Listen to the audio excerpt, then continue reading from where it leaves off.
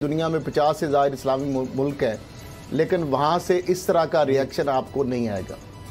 अगर आपने कहा तुर्की और पाकिस्तान अगर दो मुल्क मिल भी जाते हैं तो क्या बाकी जो 48 से ज़्यादा जो 50 के करीब मुल्क हैं अगर वो शामिल नहीं होंगे तो फिर किस तरह हम प्रेशर बिल्ड कर सकेंगे। फिर अगर एक सफ़ीर निकालते हैं पाकिस्तान से फ्रांस का तो 27 के करीब जो यूरोपीय ममालिक हैं वो आपके 27 ममालिक से सफ़ीर निकाल देंगे।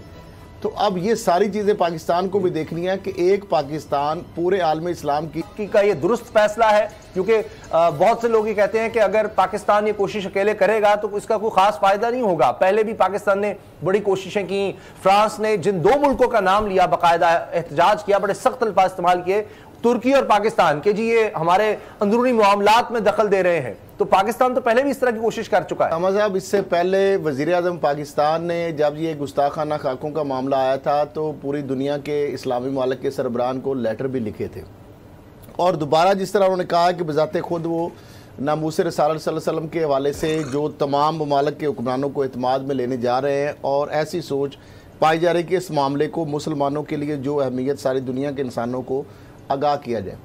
अब मामला ये है कि जो वज़ीर-ए-आज़म साहब ने जिस तरह बात की, उस दिन कौम से खिताब किया, पूरी दुनिया के मीडिया ने उनकी जो ख़बरें हैं नुमाया तौर पर शाया की। अब मामला ये है कि जिस तरह वज़ीर दाखिला ने भी कहा, शेख रशीद ने, कि वज़ीर-ए-आज़म ने खुद इस चीज़ की ज़िम्मेदारी ली है और वो पूरी दुनिया में इस मामले को लेकर जाएंगे। तमाम जो हेड ऑफ़ स्टेट्स हैं उनसे वो बराह रास्त रब्ता करेंगे और उनको एतमाद में लेंगे ताकि यूरोपीय ममालिक और जहाँ पे भी इस तरह की गुस्ताखियाँ होती हैं नबी पाक सल्लल्लाहु अलैहि वसल्लम के हवाले से, वहाँ पे उनको रोका जा सके। तो इसमें किस हद तक कामयाब होते हैं वो तो पहले भी आपको पता है कि बहुत सारे इस्लामी मुल्क जो हैं वो इस मामले में शायद उनके साथ ना इस तरह खुलकर, जिस तरह पाकिस्तान में लोग सड़कों पे आते हैं, एहतजाज करते हैं, हुकूमत की जानिब से सख्त रिएक्शन आता है।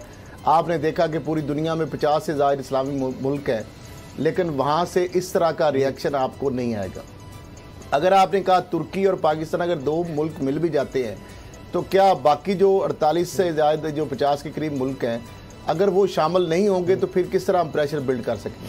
फिर अगर एक सफ़ीर निकालते हैं पाकिस्तान से फ्रांस का तो 27 के करीब जो यूरोपीय ममालिक हैं वो आपके 27 ममालिक से सफ़ीर निकाल देंगे।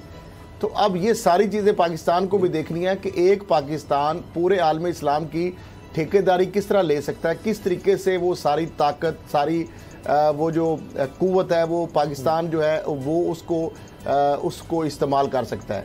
OIC है वो इस पर खामोश तमाशाई का किरदार हमेशा बात आप करते हैं, तो वो एक कठपुतली सा इदारा बन के रह गया है, जबकि उसका कोई है ही नहीं। सिर्फ अगर अरब मालिक के वाले से कोई उनको तकलीफ़ हो, कोई मामला हो तो वहाँ पर वो इजलास बुला लिया जाता है और एक आध करारदाद आ जाती है, उसके अलावा बाकी कई उसको सोई रहती है। तो मामला ये है कि ये अब अकेले वज़ीर-ए-आज़म इमरान खान का या पाकिस्तान का मसला नहीं है, ये अक़वाम आलम का मसला है, ये आलम इस्लाम का मसला है। ये 50 इस्लामी मुल्क जो हैं जहाँ जहाँ मुसलमान हैं, जो ममालिक हैं, उन सब को आगे आना चाहिए। वज़ीर-ए-आज़म के यूरोपीय ममालिक से राब्ते पर बाबर डोगर साहब, आपसे ये जानना चाहता हूँ कि अब ठीक है कि ये तो बड़ी बेहिसी है आलम इस्लाम के हुक्मरानों की, मैं कहूंगा अगर बायकॉट किया था, लोगों ने किया था, ये जब गुस्ताखाना खाकों का मामला आया तो उसी से फ्रांस हिलकर रह गया था। फ्रांस का जो सदर था उसने कहा जी मेरा मतलब ये नहीं था, फ्रांस ने तो खुद तो नहीं किया, आए बाएं शाएं करने लग गया था उसी वक्त वो, तो इतना फर्क पड़ गया था। अगर गैरत का कोई इस्लामी हमीयत का मुजाहरा करें, हुजूर नबी करीम सल्लल्लाहु अलैहि वसल्लम से जो मोहब्बत है, जो हमारा ईमान है, उसका मुजाहरा करें ये हुक्मरान, तो ये 57 ममालिक मिलकर अगर एक करारदाद इस तरह की दे देंगे जी जिस मुल्क में हुआ अगर उसने एक्शन लिया हम बायकॉट करेंगे उसका सरकारी तौर पर, ये कितना मुश्किल काम है बाबर डोगर साहब।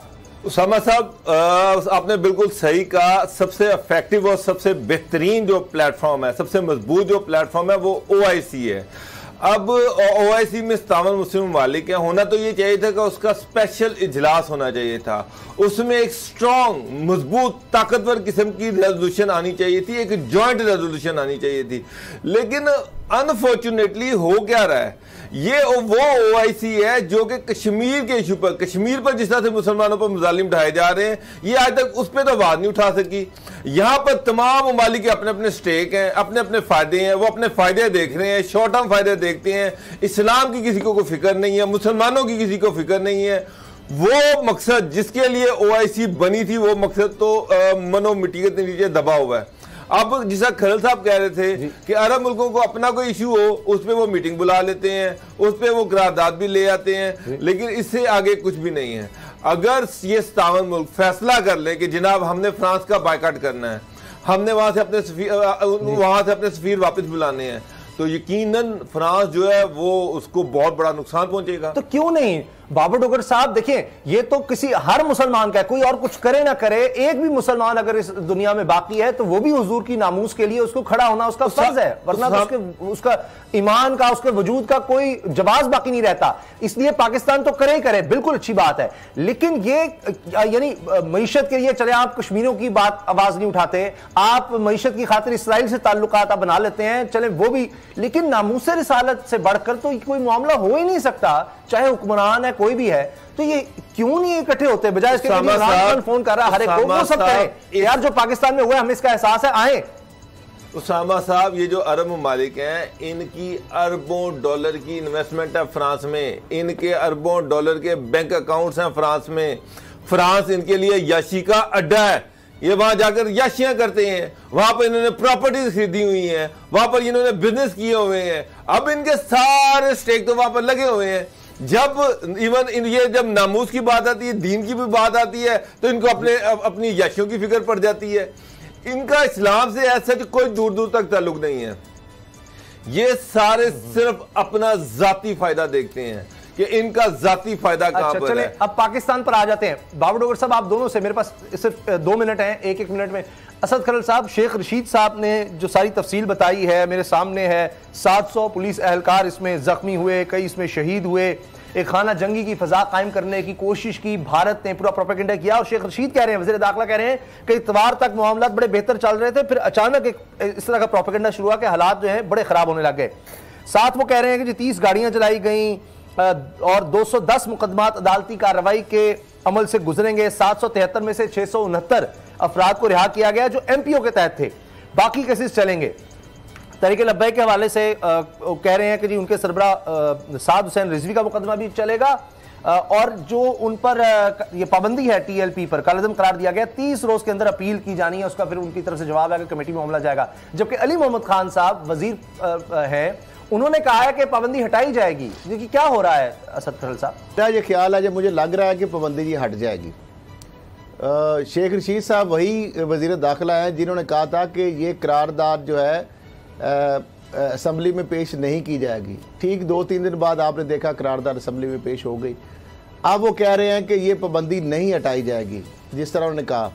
तो मैं समझता हूँ कि ये पाबंदी हट जाएगी इसलिए कि वो एक सियासी जमात है। अगर ये पाबंदी लगेगी तहरीक लब्बैक पर तो फिर बहुत सारी और जमातें उनके वो भी पाबंदी की ज़द में आएंगी। तो अल्टीमेटली ये कोर्ट के ज़रिए जाके वो पाबंदी ख़त्म करा लें या हुकूमत खुद ही ये पाबंदी ख़त्म कर दे, ये पाबंदी अल्टीमेटली ख़त्म होनी है। क्योंकि जिस तरह मौलाना फजल रहमान साहब की सियासी जमात भी है और मजहबी जमात भी है, वो तलबा को भी लेके आते हैं और सारी जिस तरह आप देखते हैं धरने करते हैं, मार्च करते हैं, तो क्या उसके ऊपर पाबंदी लगा ली।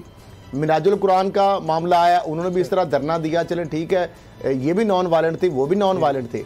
क्या उनको उनके ऊपर उस वक्त नून लीग इतनी सख्त पाबंदी लगा सकी? इस तरीके से जाना है और जमातें अहम है। जी आप और बाबर डोगर साहब फरमाइश करते थे जी औरों के नाम आने चाहिए जहांगीर के अलावा, वो भी आ गए हैं, अब उस पर हमने तफसील से बात करनी है। लेकिन बाबर डोगर साहब इस पर बताएं, शेख रशीद साहब ने जो बातें कही हैं वज़ीर दाखिला ने, आपको लगता है कि ये पाबंदी हटने लगी है कालअदम जिसको किया गया तहरीक लब्बैक को, क्योंकि एक मिनिस्टर तो ये इशारा दे रहे हैं? उसामा साहब, अगर ये पाबंदी नहीं भी उठाते तो सुप्रीम कोर्ट से या कोर्ट से ये पाबंदी उठ जाएगी, क्योंकि जो पाबंदी जिस बुनियाद पर लगाई गई है वो मटेरियल बनता ही नहीं है। इंसदाद दहशतगर्दी एक्ट के तहत इन पे पाबंदी लगाई गई है। मुझे एक बात बताएं, ये जो इन्होंने काम किया, बहुत सारी पॉलिटिकल पार्टीज पहले ये सारे काम कर चुकी हुई हैं, किस तरह से ये साबित करेंगे तो कि ये एक दहशतगर्द तंजीम है? क्या दहशतगर्दी इन्होंने की है? जो वो बात कर रहे थे, सबसे पहली बात ये कि गवर्नमेंट ने उनके साथ कमिटमेंट की थी, गवर्नमेंट उनके साथ क्यों मुज़ाकरात करती रही जो एक दहशतगर्द तंजीम थी, और उसके बाद फिर इनसे मुज़ाकरात किए, मुज़ाकरात के बाद उन्होंने धरना भी उठा लिया और बड़े पुरअमन तरीके से धरना उठाया। तो गवर्नमेंट को ये चीज क्लियर है कि अगर हमने इन पे पाबंदी कायम रखी और तो ये कोर्ट में जाएंगे, कोर्ट से पाबंदी उठ जानी है। तो